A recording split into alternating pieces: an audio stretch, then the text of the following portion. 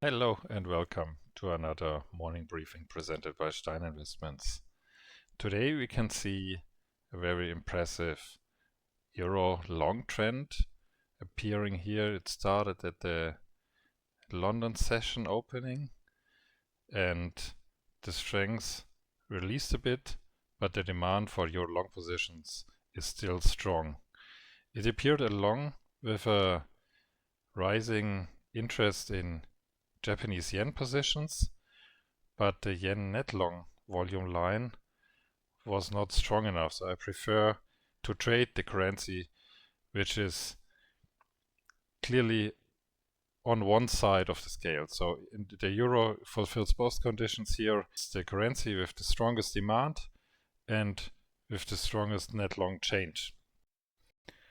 To get a better impression of what's possible with such a volume trend, I added FX dynamics to this chart to see how much a currency already moved and how much potential is left for possible trades. The green ones are the ones that are best for new entries because they are below 80% of their daily range.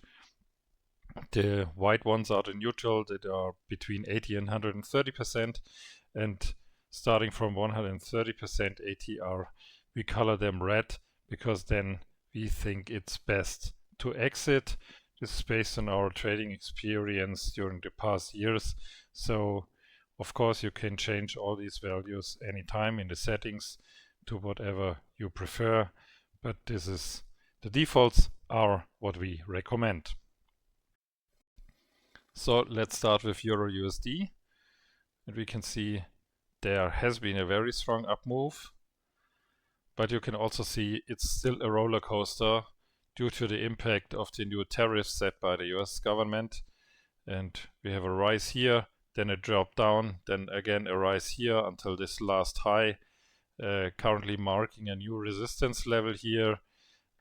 This is surely not ideal.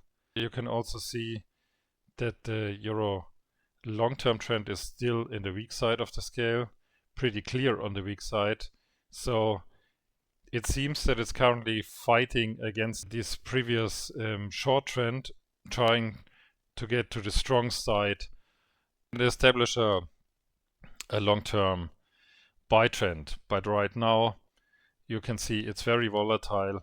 It's good possible that we see here a reversal, maybe until this area, and then there might be some good opportunity to go back in and move along in the second step.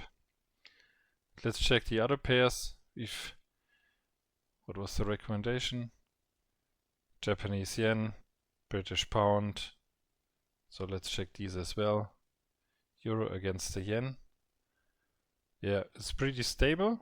Sits at this former resistance because it has been broken already, but there is obviously currently no major pair that fuels this move on this cross pair. So the Euro USD is going down and the US dollar yen is not really rising, so that's why it's stagnating here.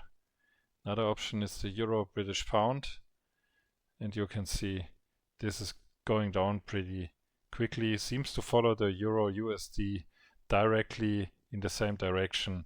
So yeah, but you can also see here in the FX Power setup that this is no breakout setup as we prefer it to trade. So even though there is a volume trend,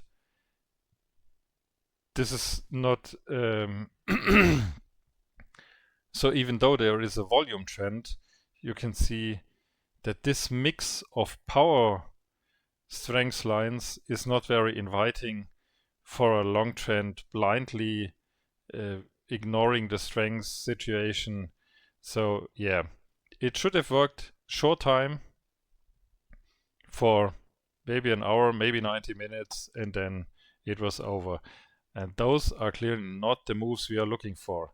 So the first judgment based on the volume trend and the strength is that the volume and the strength are currently heading in different directions. So let's move on to our currency overview. And here we can see a more clear picture than yesterday. The euro is still undecided with a weak long-term trend, as already said.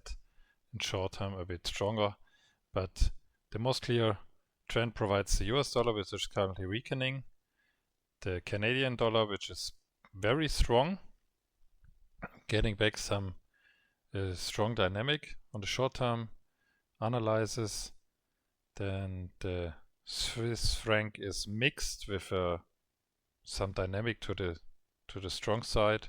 Japanese yen pretty weak, and the other two, Aussie dollar and New Zealand dollar, are a bit undecided, I would say. The New Zealand dollar more on the weak side, the Aussie dollar more on the strong side. Not sure what to think about it, but it's a potential buy against the US dollar. It's also a potential buy against the Japanese yen.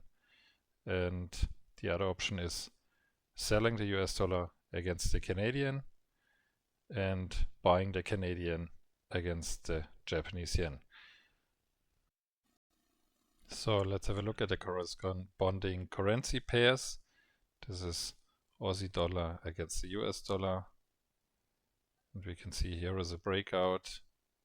It's pretty stable, but not much intensity. The Asian session was pretty volatile, and that's the reason why we also reached 92% here in the average daily range of the Aussie dollar.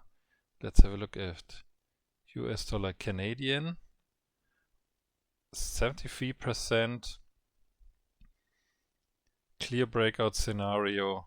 I would say this is a pretty perfect trade, at least until here, if you want to trade short term. And I would say we do an example trade here. Please keep in mind this trades manager you see here in the upper right corner is not the one we are currently selling on our profile. This what you see in the profile is a very old software from us, and this trades manager you see here is the technical basis for a new product we'll launch later this year. And it's currently not for sale, so please don't mix things up. But I use it to show you some trade examples here. So in this case, I would say we place our stop here above the last high on M5 and use the next FX level support as profit target. And then we'll see what will come out at the end of the day. So the other options have been Aussie dollar against the yen. Let's have a look. Aussie dollar against the yen. Yep, looking pretty fine. Already reached 106%, but there is some space left to the next resistance. So I would say we'll have a try with a stop here and the take profit here. Should be a risk reward of 1-to-1. Not ideal, but yeah, we have currently nothing better to trade. Yeah, there it is. Wonderful setup, but we are running into several resistance levels, so there is, in my opinion, currently not much potential left to trade with a reasonable risk and reward ratio, and so I drop this opportunity and go with the other two.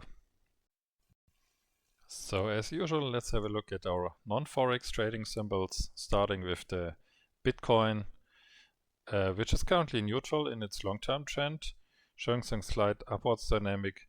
It's currently struggling at this short-term resistance, appearing a few hours ago, but the next resistance is waiting here. So if it breaks through, then there is some nice potential to the upside until this region, and I'm pretty sure it will reach this area quickly. VTI crude is currently ranging extremely, sitting in a bunch of resistances and support levels, both sides, but the overall long-term and mid-term trend is extremely short.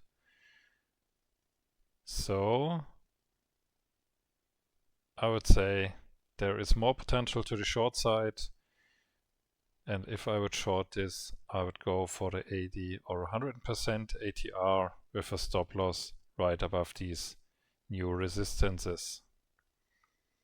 Dow Jones is currently ranging, is also at a neutral level in its long term and almost neutral in the mid and short term, so currently not clear what to do with it. From this perspective, I would say it's more a sell, but the direction is unclear, not sure what to do with that. Last but not least, German DAX. Oh, still a roller coaster, as we can see here. Goes down and up and down and up. So it's pretty much the same as with the Dow Jones. It's a long-term neutral and a mid-term light buy, but more neutral than a buy, because this tariff discussion also affects the German economy as the entire European economy. And so I think we don't see the recent records soon. Anyway, we hope you'll have a pleasant trading day, enjoying the work with our tools, and in case of questions, just drop me a line below this video, and I'm happy to do this here and looking forward to the next one. See you. Bye bye.